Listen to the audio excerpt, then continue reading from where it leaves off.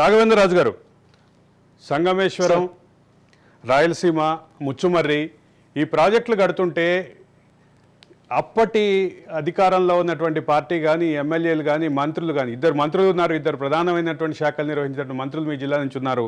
ఈ ఉమ్మడి జిల్లాకు సంబంధించిన వీళ్ళు ఎవరు? అదే సందర్భంలో అంటే రాజోలిబండ డైవర్షన్ స్కీమ్ విషయంలో కానీ, అదే సందర్భంలో పోతిరెడ్డిపాడు దాని గ్రావిటీ పెంచడం, దాని సైజు పెంచడం కానీ, వీటన్నిటి విషయంలో ఎక్కడా మీ జిల్లా ఎమ్మెల్యేలు మాట్లాడలేదు, మంత్రులు మాట్లాడలేదు. చివరికి మీ జిల్లాలో గతంలో ఎమ్మెల్యేగా ఉండి అప్పుడు మల్కాజ్గిరి ఎంపీగా ఉన్నటువంటి రేవంత్ రెడ్డి తప్ప ఎవరు మాట్లాడిన పరిస్థితి ఉంది. అదే సందర్భంలో సంపత్ గట్టిగా మాట్లాడినట్టున్నారు. ఈ అంటే అప్పుడు సిట్టింగ్ ఎమ్మెల్యేలుగా ఉన్న వాళ్ళు మాట్లాడకపోవడానికి ప్రధాన కారణం ఏమంటారు? ప్రధాన కారణం ఏంటంటే ఇక్కడ కుటుంబ పాలన జరిగిందండి. అంటే కేసీఆర్ గారు ఏం చెప్పినా కూడా ఏ మంత్రి గాని ఏ ఎమ్మెల్యే గాని మాట్లాడకుండా ముందుకు వెళ్లాల్సిన పరిస్థితులు అయితే మనం చూసి ఉన్నాం. కాకపోతే మాజీ ఎమ్మెల్యే సంపత్ గారు మాత్రం ఇట్టి విషయాలలో చాలా గట్టిగా పోరాడారు. గౌరవనీయులైన అనుముల రేవంత్ రెడ్డి అన్న గారు ఇప్పుడు మొత్తం వాళ్ళు చేసిన అన్ని తప్పులను ఆపరేషన్ చేస్తా ఉన్నాడు మా అన్నయ్య.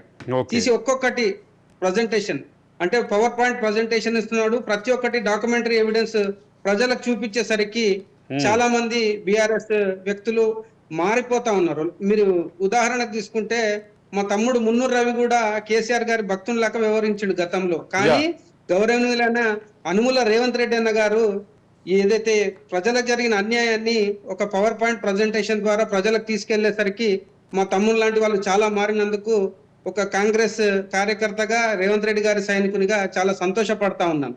కాకపోతే ఈ నీటి విషయంలో మాజీ ఎమ్మెల్యే గారు సంపత్ గారు చాలా గట్టిగా ఫైట్ చేశారండి. ఆయన మీద కూడా చాలా కేసులు, ఆయన నిర్బంధం చేసినా కూడా ఎన్ని చేసినా కూడా అదే జిల్లా ఈ ప్రజల పక్షాన నిలబడ్డాడు. అదే జిల్లాకి చెందినటువంటి వంశీచంద్ర రెడ్డి పోరాటం చేశారు, అదే జిల్లాకు చెందినటువంటి సంపత్ పోరాటం చేశారు, అదే జిల్లాకు చెందినటువంటి రేవంత్ రెడ్డి పోరాటం చేశారు. కానీ అదే జిల్లాలో గెలిచినటువంటి ఎమ్మెల్యేలు, ఎంపీలు, మంత్రులు కనీసం నోరు తెరిచి మాట్లాడలేదే. అది ఎంత కీలకమైన. ఇప్పుడు తెలంగాణ ఉద్యమం జరిగిందే ఈ నీళ్ల చుట్టూ. అదే సందర్భంలో ఆ నీళ్ల సమస్య కూడా ప్రధానంగా ఆ రోజు గొడవ వచ్చిందే రాజోలిబండి డైవర్షన్ స్కీమ్ విషయంలో. ఆ తర్వాత రాయలసీమ ఎత్తిపోతల పథకం కానీ, సంగమేశ్వరం కానీ, ముచ్చుమర్రి కానీ ఇవన్నీ ప్రాజెక్టులు కడుతుంటే ఆ రోజు మాట్లాడకుండా ఉన్నటువంటి బీఆర్ఎస్ నాయకులు ఈరోజు వచ్చి కృష్ణా జిల్లాల వివాదాన్ని ముందుకు తీసుకొస్తున్నారు. దీన్ని ఎట్లా చూడాలంటారు? వాస్తవానికి మా నైబర్హుడ్ నారాయణపేట నియోజకవర్గ మాజీ ఎమ్మెల్యే ఎస్ఆర్ రెడ్డి గారు ఎవరైతే ఉన్నారో వారికి కర్ణాటక ప్రాంతంలో కొన్ని బిజినెస్లు ఉన్నాయి, రాయలసీమలో కొన్ని బిజినెస్లు ఉన్నాయి. వాటికి ఏమైనా ఎఫెక్ట్ అవుతుందనే ఉద్దేశంతో కొంతమంది ఎమ్మెల్యేలు వ్యాపార రీత్యా మాట్లాడలేని పరిస్థితి అప్పట్లో ఏర్పడిందని మనం ఖచ్చితంగా ఎవరైనా ఒప్పుకోవాల్సిన విషయం అన్నమాట. చాలా మంది ఎమ్మెల్యేలు అండి లోపల మనము ఎంత ఇన్వెస్ట్మెంట్ పెట్టినాము, మనము ఎంత సంపాదించాలనే ఆలోచనల తప్ప మాజీ బీఆర్ఎస్ అభ్యర్థులు ఎవరైతే ఎమ్మెల్యే అభ్యర్థులు ఉన్నారో ప్రజల గురించి ఆలోచించిన దాఖలాలు ఏవి కూడా మనకు కనబడడం లేదు. దాని వల్లనే ఈ రోజు వారు చిత్తుగా అంటే ఇప్పుడు రెండు రాష్ట్రాల మధ్య ఘర్షణ వాతావరణాన్ని కోరుకోకపోయినప్పటికీ కనీసం అక్కడ కడుతున్నటువంటి ప్రాజెక్టుల విషయంలో సరైనటువంటి ఫోరమ్స్ మీద దాని మీద వ్యతిరేకత కూడా వ్యక్తం చేయనటువంటి పరిస్థితి, కేఆర్ఎంబీలో వ్యతిరేకత వ్యక్తం చేయని పరిస్థితి, బహిరంగంగా దానికి విమర్శించని పరిస్థితి. ఇంకో పక్కన అప్పటి ముఖ్యమంత్రి స్వయంగా రాయలసీమకు వెళ్ళి నేను రాయలసీమని బంగారు సీమని చేస్తాను, ఇక్కడ రత్నాలు పండిద్దాం అందరం కలిసి అని చెప్పటం. ఈ వైరుధ్యం ఏంటి రవి? వాస్తవానికి ఏంటంటే చెప్పండి రాజు గారు, చెప్పండి. వాస్తవానికి ఏంటంటే మన ఇంట్లో వాళ్ళు తిన్నాక పక్కింటి వాళ్ళకి భోజనం పెడదాం అనేది హ్యూమన్ సైకాలజీ అనమాట. ఇక్కడ మాజీ ముఖ్యమంత్రి గారు పక్కన వాళ్ళ కడుపు నిండినాక వారికి వచ్చే కమిషన్ల ద్వారా మనము అబ్రాడ్లలో డబ్బులు దాచుకుందాం అనే ఒక ధోరణి తప్ప ఈ తెలంగాణ ప్రజలకు ఒరగపెట్టింది ఏం లేదు.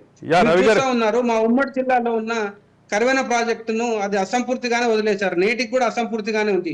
అదే కాళేశ్వరం వీళ్ళకి డబ్బులకు అంటే ఒక ఏటీఎం ద్వారా అది ఒక ఏటీఎం లాగా వాడుకొని తక్కువ బడ్జెట్ ఉన్న దాన్ని దాదాపు 1,20,000 కోట్లు అంచనాలు వెంచేసి దాన్ని డబ్బులు తినడం మనమైతే చూసే ఉన్నాము. కాగ్ నివేదికలు కూడా చూసే ఉన్నాము. దాని మీద గౌరవనీయులైన మన తెలంగాణ ముఖ్యమంత్రి యనమల రేవంత్ రెడ్డి గారు కూడా త్వరలోనే ఒక ఎంక్వైరీ కమిటీ వేయబోతున్నారు. ఎవరెవరు ఎక్కడెక్కడ డబ్బులు తిన్నారు, ఏ ఇంజనీర్లు వీరికి అనుకూలంగా ప్రవర్తించారు, అసలు లేని ఎవరైనా దిగువ నుంచి పైనుంచి కిందికి నీళ్లు వస్తాయి కానీ కింది నుంచి నీళ్లు పైకి పోవడం రివర్స్ అనేది పంపింగ్, రివర్స్ టెక్నాలజీ. ఉత్తమమైన ప్రాజెక్ట్ కట్టి డబ్బులన్నీ దోచుకోవడం జరిగింది. యా వీటన్నిటి మీద కూడా త్వరలోనే నిజానిజాలు బయటపడతాయి. యా మా అనుముల రేవంత్ రెడ్డి అన్న గారు ఎట్లాంటి అక్రమార్కను కూడా వదలడన్న విశ్వాసం తెలంగాణ ప్రజల్లో కలిగింది కాబట్టి ఇప్పుడు రాబో ఎంపీ ఎన్నికలలో దాదాపు 17 సీట్లకు గానీ మేము 13 నుంచి 15 కైవసం చేసుకుంటామన్న విశ్వాసం మా అందరి కార్యకర్తలలో నెలకొంది.